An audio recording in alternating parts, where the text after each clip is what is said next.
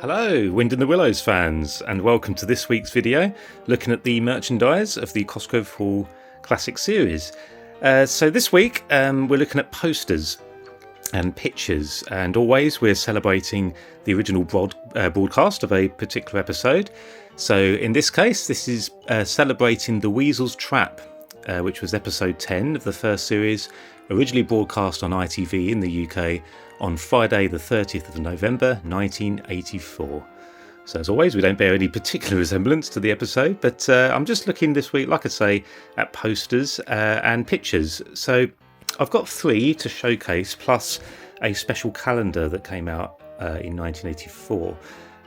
But first of all, I'm starting with this poster here. So as you can see, this is a very sort of like closely resembling the original VHS case of the film.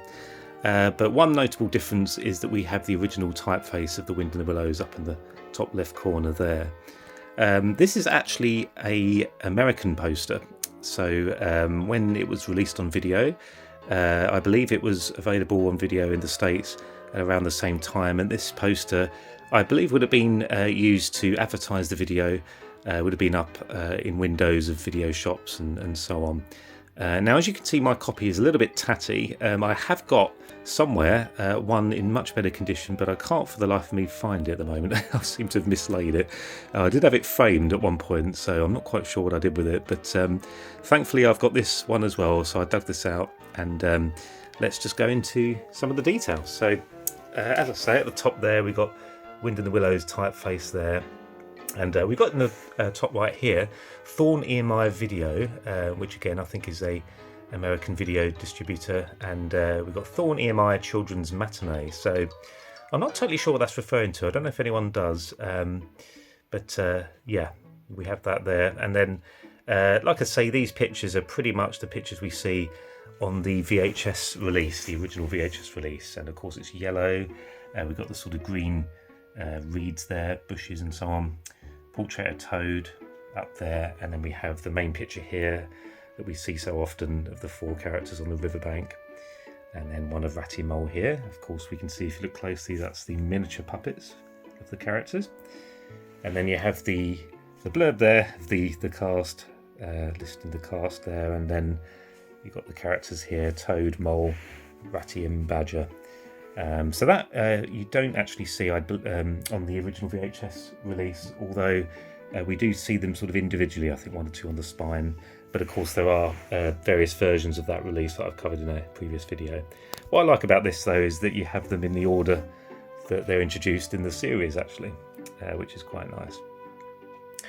So there, yeah, not much more to say really. It's quite large. I haven't got a tape measure here, but you can see my hand there. It's a fairly large poster, and it's a nice one to have. It's quite rare, you know. I've seen it pop up 1 or 2 times on eBay, which is where I believe I got a hold of my 2 copies. But yeah, it's a nice one. I like that it relates closely to that original video that means so much to me. You know, I remember vividly getting that VHS tape, and I always wished that those original releases did have the actual typeface of the Wind in the Willows on them, like this poster does. So it's nice. I had it up on the wall, my other copy, up on the wall for a while, but yeah, as always, being a bit of a collector of many things, I do struggle with wall space, so it had to come down at one point.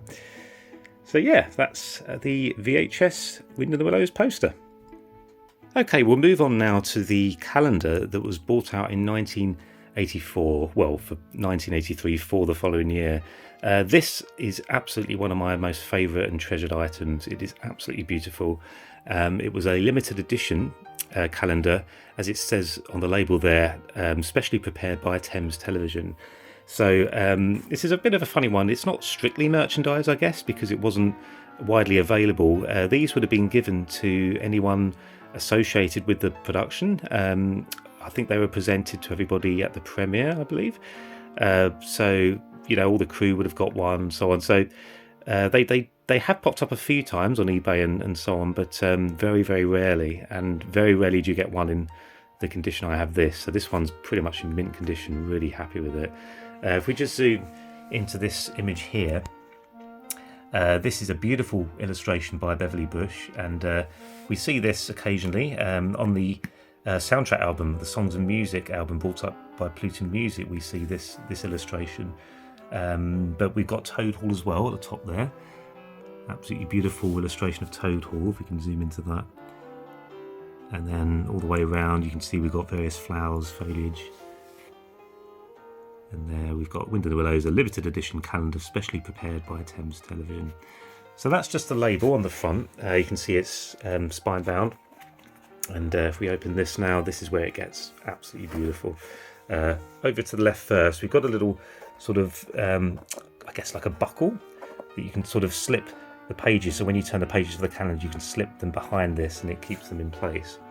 And then of course you would display it on one side with a screw on the wall here, and then a screw on the wall for that side there.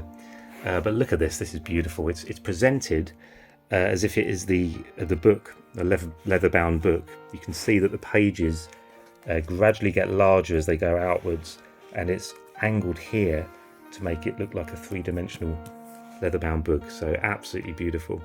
And then you've got everything in gold here. I don't know if the light's quite picking that up. So you can see gold lettering there, the Wind in the Willows. We've got a lovely illustration or silhouette of a tree there, some birds. We've got the 4 characters there, reeds and so on. And then the same text here that you see on the front of this calendar. So I absolutely love this. I mean, if I could just display this like this, I would. Again, lacking wall space, but I quite like keeping it in the condition that it is, just folded away. Nice to look at it every now and again, though. Shame it's a calendar just for 1 year, because it'd be wonderful to use this all year round. So I'll turn the pages. So first of all, we go to the left here.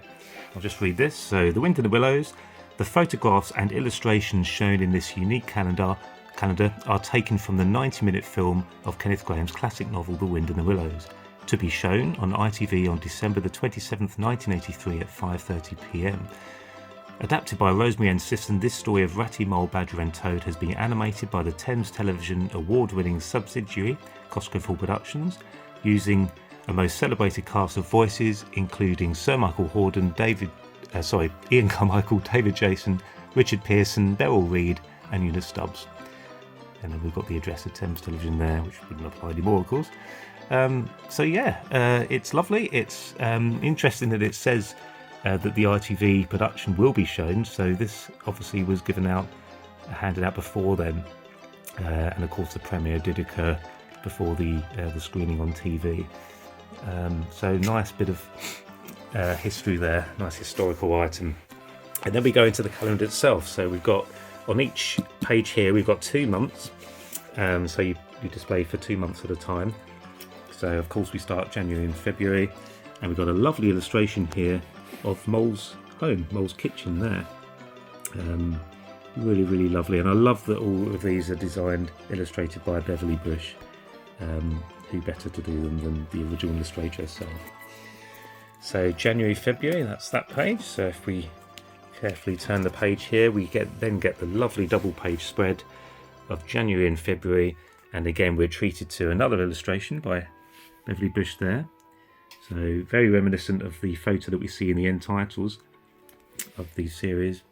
And it's very seasonal. The illustrations are seasonal. So of course for January, February, we've got snow in the illustrations here. So very apt.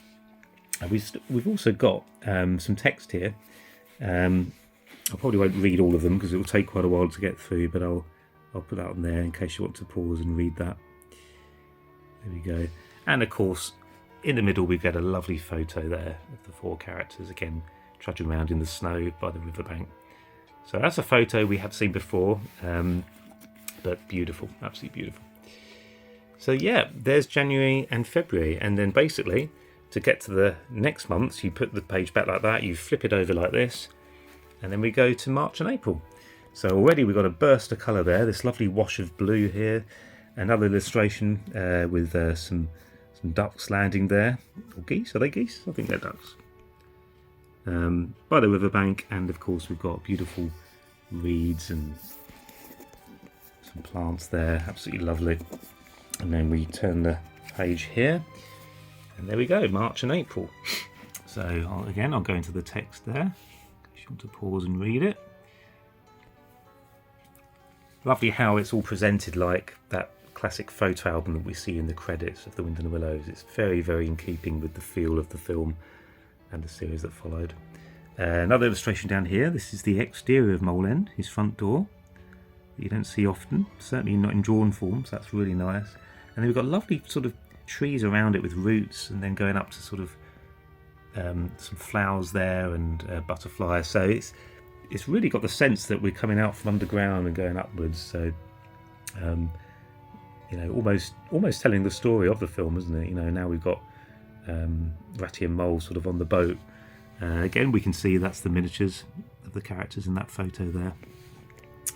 But yeah, stunning, isn't it? Really, really nice. So let's move on then. From March and April to May and June. This is a classic illustration here that we see, of course, at the end, in the end titles of the series, minus Toad. But we do see this on the front cover of the soundtrack album, the original soundtrack vinyl album. So yes, as always, beautiful, beautiful illustration there. Toad Hall up there, and very familiar with that. Let's turn this page. There we go, May and June. So lots of beautiful colour now. We've got the lovely central photo of Toad, Mole and Ratty with Alfred on the open road with the caravan, and then we've got the text up there if you want to read that. And look at these. I'm not going to be able to name all these plants, but I don't know, is that cow parsley? Is that? I don't know, to be honest. I'm not too up on my botany. Again, beautiful illustrations. Got a little sort of hint at Toad Hall at the back there. Ducks messing around on the water there. Beautifully drawn, aren't they? Absolutely gorgeous. So there we have March and May and June. We've got all these lovely different shapes. We've gone from circles to ovals, rectangles, all sorts. So we flip the page over again to July and August. That lovely burst of blue again. Really get a sense of the seasons, don't you? You've got lovely sort of, what's that bird there? I don't know. A finch? I don't know. Beautiful, beautiful. And flip the page to reveal a classic photo, a variation of the one that we see often with the four characters, this time Ratty Mole in the boat in the background there. Oval shapes now for July and August, which have been flipped. There's the text there. Ooh. And beautiful colours in these plants around here. And then we've got a lovely photo there, an unusual one. Sorry, illustration of Ratty and Mole cooking on the stove outside. So lovely suggestion of the summer months there with the activities they're doing. Okay, so we're heading towards the colder months now. September, October. I love this page. Probably my favourite of the title pages, just with the sort of conkers in there, and just very autumnal, very sort of beautiful oranges and browns in there. And we've got berries, blueberries, I think there, blackberries. Beautiful. Just sums up autumn for me. That really, really nice. And we flip the page, and we've actually got Toad in his car in this one. That's an interesting choice. We've got the text there. Okay. And again, lovely illustrations. This actually is very sort of reminiscent of an illustration straight from the end titles. I don't believe it's the absolute original, because there was some original artwork from this calendar available on an auction a while back, which I didn't get any of that, but nice to know some of it is out there and exists still. But yeah, it's very, very similar. I think it was just basically a copy that Beverly Bush did of the one used in the end titles. So there you go, beautiful. And finally, November and December, and of course, very Christmassy. We've got the holly there, absolutely stunning, really beautiful, and we've got the snow all round there. Another one of my favourites, the title pages. And then we just flip the page. I love this because it's a lovely mix of sort of the cold outside. So here we've got Ratty, Mole, Corley and Badger, like in the film. Looks very cosy inside, lovely warm colours there, and then the illustration sort of backs it up there. Badger in his cozy parlour, his kitchen there, surrounded of course by more foliage, more plants. That's the text at the top there. And again, these texts feature quotes from the film, which is really nice. Interesting shapes there for November and December. And there you have it, really. So nothing at the back there, so it all just flips back like this, and then, like I say, as you open each page, like so, you can use this buckle here to keep them in place, this little piece there. So yeah, lovely piece, well worth having if you can find one. Again, very rare, but you never know, keep looking out for it. So yeah, one of my most prized possessions that in the collection.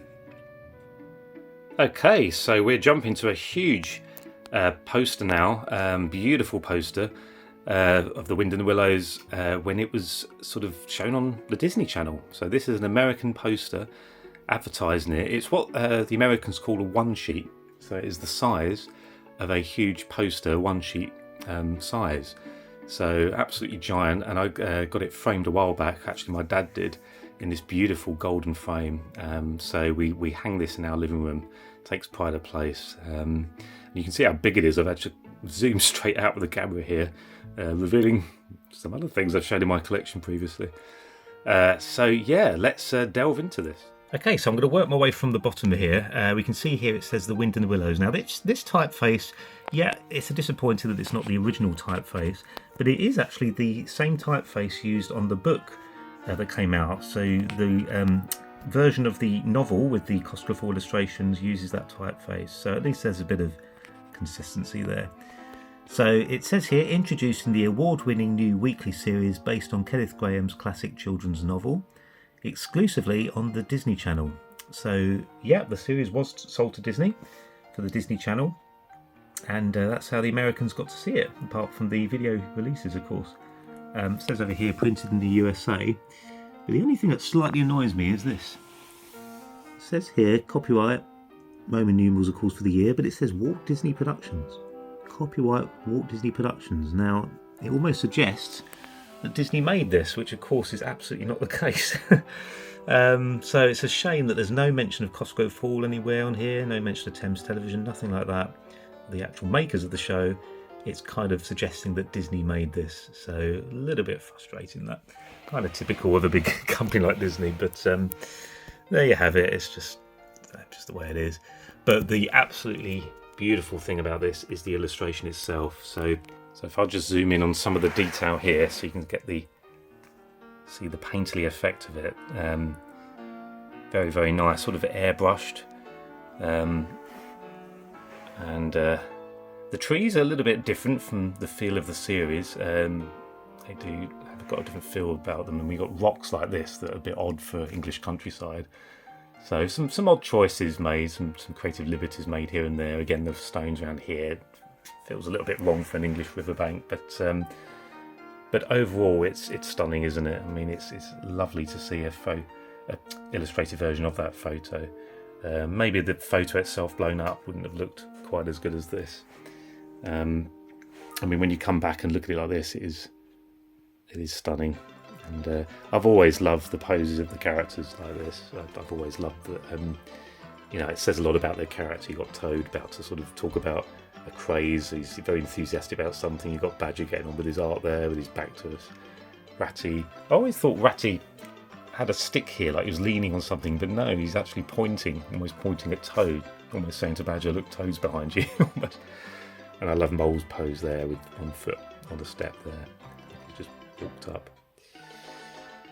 Yeah, so it's beautiful. I mean, again, you just look at all the textures here of the paint, and almost the sense that it is a canvas. You can almost get glimpses of the canvas behind here. So I guess it was just done in that way. A big photocopy first, drawn. Maybe it was blown up.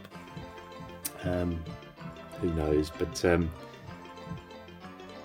yeah, really happy to have it. So yeah, there we go. So that's the Wind in the Willows Disney Channel giant poster. Just another quick story about this. I was first aware of this when I worked at Cosgrove Hall. There was a copy hanging up in Mark Hall's old office, and it was beautiful. I was so taken back by it. I thought, oh, that is stunning. And they had it in a very thick frame, much thicker than this one, a thick wooden frame, which also complemented it so well. And I thought, oh, I'd love one of those, and never ever thought at the time that I'd ever find a copy for myself. I thought that maybe that was a one-off poster, that there was only one made, but when I found it online one day, the folded one and then this rolled one, I was so thrilled, because I always dreamt of just displaying one like this myself. It does take up a lot of room, of course, being a one sheet size poster. It is a huge thing to hang up, but I think you'll agree it's certainly worthy of any room really, and it looks so nice in our living room. Got a very tolerant wife, let's just say. So yeah, so there we go. Okay, so finally we move on to probably the most special item of all. This is a limited edition art piece, actually painted by Brian Cosgrove, and it's entitled Mr. Toad Reads His Life Story. This was brought out in 2004, and there are meant to be 350 of them, but I don't honestly know how many were produced. I did meet Brian Cosgrove once and asked him about it. I told him that I got one, and he said, "Oh, I didn't know anyone bought those." I don't think it sold well, unfortunately. I think when you think about something like Wind in the Willows, it's quite niche. The thought of 350 of these existing, yeah, maybe not. So I don't know how many were made before it was potentially cancelled. I've only ever seen one other, and that's when I visited Mark Hall's family. They have one of them. It is numbered. This is edition number 3, and it says on it 3 of 350. So there are at least 2 others. Let's see. So yeah, but I absolutely love it. I was very thrilled to get this. I actually bought it. I think it was 2004, 2005, from the Animation Art Gallery that existed in London back then. They don't exist anymore, sadly. They also had a branch in Glasgow, which is where apparently this was hanging for some time before it was brought back to their London branch. And I called them up and asked them if it was still available. They said it was, so I jumped at it. But it wasn't cheap. I think it was around £350, something like that. It was a lot of money, certainly for me back then, and it was the one sort of only really piece I owned of the Wind in the Willows, aside from the VHS tapes at the time. I hadn't really collected much other stuff, so yeah, I was very happy to have it. So let's delve into some detail on this. So if we go into the middle first, we've got Mr. Toad there. In a lovely sort of dynamic pose. You can kind of tell this is Brian Cosgrove's take on it, because it's almost got a 2D feel, even though, of course, based on the stop motion series, Brian Cosgrove draws in a very sort of fluid, with line of actions and sort of things exaggerated a little bit more as if they could be animated in 2D. You certainly get the sense from Toad in this. And look at the detail in his checkered suit. You've got all the sort of crosses there. Absolutely stunning. And I love the lights, the way the lights, the glow of the fire hits him. You've got the sort of the highlights around his silhouette there. Lovely sense of coziness and warmth from that fire. And it's a lovely wash at the back there, with just a hint of the coal. Nice sort of stylistic approach.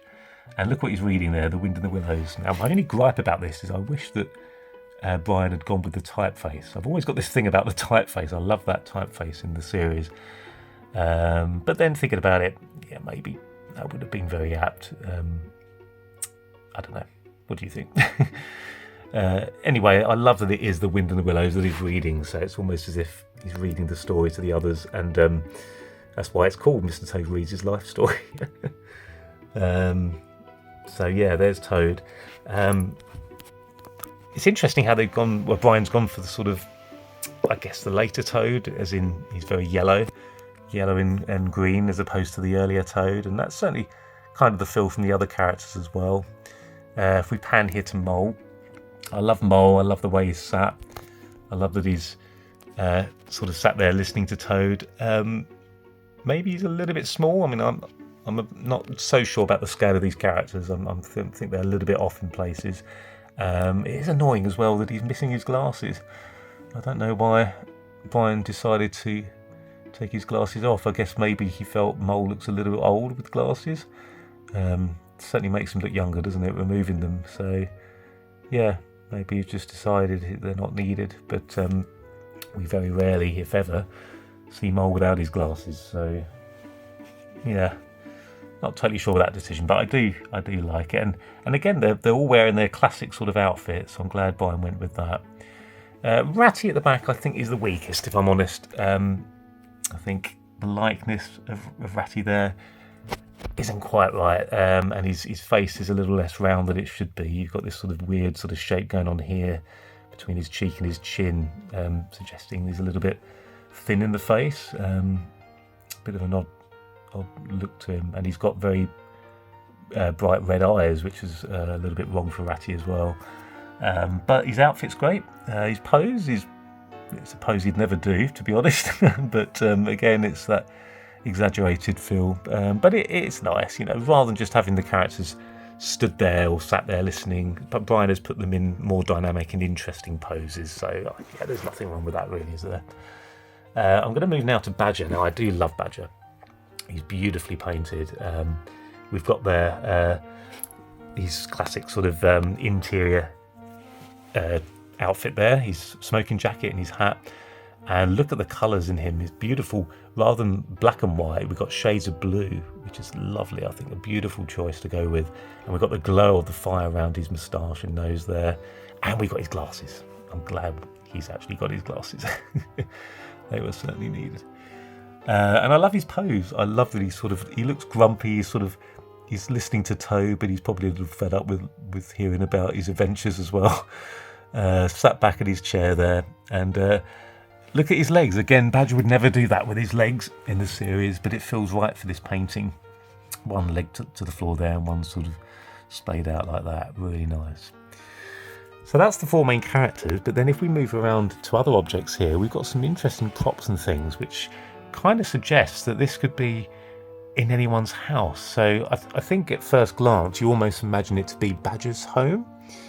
Just because of the sort of the way the fireplace is, and you've got a chair there that Badger's sat in that suggests that's his own chair. But then you've got various items that might suggest otherwise. Now, first of all, the gramophone here is certainly something Badger has in his home, so that certainly suggests it's Badger's home. But then if we pan over here, we've got a globe here that I don't think we see in anyone's home apart from Toad Hall. So that's an interesting thing there. And then we go up, we've got a grandfather's clock, which again might suggest Badger's home again. I believe he has a grandfather's clock. We've got a rifle there, or a gun of some kind. But then we've got portraits of Toad, which certainly suggests Toad Hall. So yeah, all sorts of things. Now, what I love about this painting of Toad here, some sort of admiral there, I think, or a captain of some sort, and he's holding a book just like this Toad, and look, this Toad is in the same pose. I love that. I really, really like that. It's almost like that's a historical Toad there, one of Toad's ancestors, and then this is the modern day Toad, or modern in Edwardian times at least. We pan over here, we've actually got a fish mounted on the wall, which suggests something Ratty might have in his house. And we've got sort of ropes there, which suggests Ratty's house as well. So not a lot that suggests Mole's house, apart from maybe the teapot, one or two things. But I think it is meant to be an amalgamation of the four friends' homes in one, summing up the coziness of the Wind and the Willows, which this certainly evokes. So what I love when again I have this complementing the poster that I just shown up in the living room. And they complement one another. The poster sort of represents the outdoors, the countryside of the Wind and the Willows, whereas this represents the indoors. You can imagine it's really cold outside on this evening. Maybe it's thick snow out there, and they're all gathered together, really cosy by the fire. And yeah, I absolutely love that, and that's one of the things I've always adored about the Wind and the Willows. Got Brian's autograph there, his signature. And over here we've got the number I mentioned, so you can see there, number 3 of 350. It's mounted on this beautiful sort of orange stripe here. You've got this stripe and then outer white piece here, and then it came with this sort of brown and gold frame, so it actually came exactly like this. And I remember going to the store in London and carrying it on the tube, which was interesting. Quite bulky to carry on the tube, but it was well wrapped up, and got it home and I was absolutely thrilled. So yeah, there you have it. I'll just go into one more detail, a bit more detail, just to say that these are all the pictures I have, all the official pictures / posters. There are a few others out there. I won't go into detail, but there are at least 3 other posters that I'm aware of, which I've never been able to get, unfortunately. I've seen one of them for sale on eBay twice, missed out. Just went a bit high for me, so yeah, I'm always on the lookout. And the other 2 I've only seen once before, so maybe one day I'll get those, but always on the lookout. They are certainly grails of mine. But when it comes to grails, I own quite a few, and I'm very happy to have them, and this certainly is one of my grails. This is right up there as one of my absolute favourite items. So there we go. There's the limited edition print of the painting by Brian Cosgrove. I doubt you'll find one of these, if I'm totally honest. I've never ever seen another one for sale. It was listed on Amazon. It might still be, but certainly unavailable now. So yeah, back in 2004, I believe they were much more available. But now, yeah, all I say is good luck. Do look out. You never know. Okay, so join me next week for some non-merchandise items where we start delving into those. So thanks very much. Please subscribe if you haven't already, and all the best.